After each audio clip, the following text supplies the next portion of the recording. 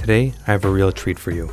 I'm going to be sharing my Lebanese grandmother's authentic Kaak recipe. It's airy, it's crunchy, and pairs so well with hot beverages. To start off, get a cup of warm water and mix in a couple teaspoons of sugar.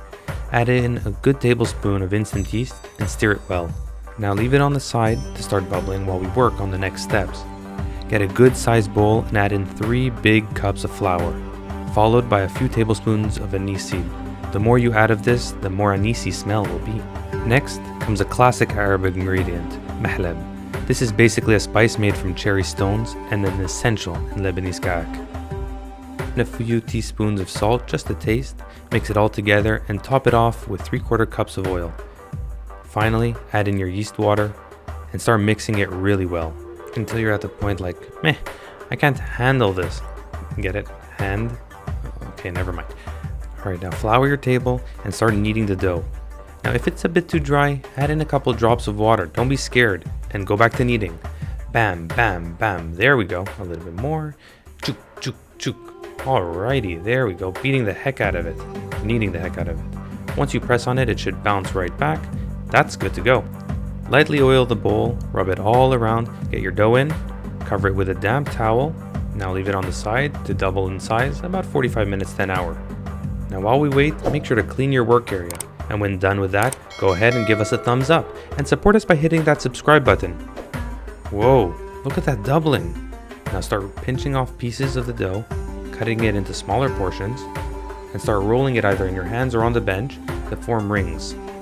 There we go, that looks nice. Keep on going until you depleted all of that big dough. This is going to take some time, so be patient with it.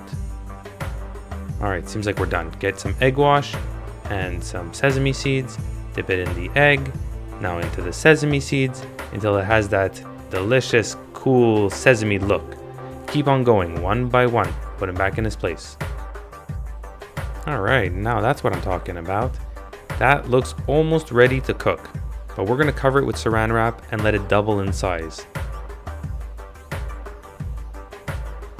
Perfecto, look how big they are. That doubling in size is going to give it that airy texture on the inside. We're going to now preheat our oven to 350. Bring him out, get him in, close it, and leave him in there for about 30 to 35 minutes. Once that timer goes off, unstick them from each other and be careful because this stuff is hot as heck. Lower your oven to 220 degrees. We're going to want to dry them out for 40 minutes or so. And now look at them. Look how nice they look. But we're not done yet. At this point, we need to make sure that they are nice and truly crunchy and not doughy. So turn the oven off and let them naturally cool down inside. After, well, now we're really done. Would you look at that? You can see the anise peeking through, the incredible crunch and signature sesame packed look, and all there's left to do is make yourself a coffee, tea, or hot chocolate and enjoy some delicious, authentic Lebanese Kaak. How awesome was that video? Don't forget to click the subscribe button down below, give us a thumbs up and ring that bell to get notified of future videos just released.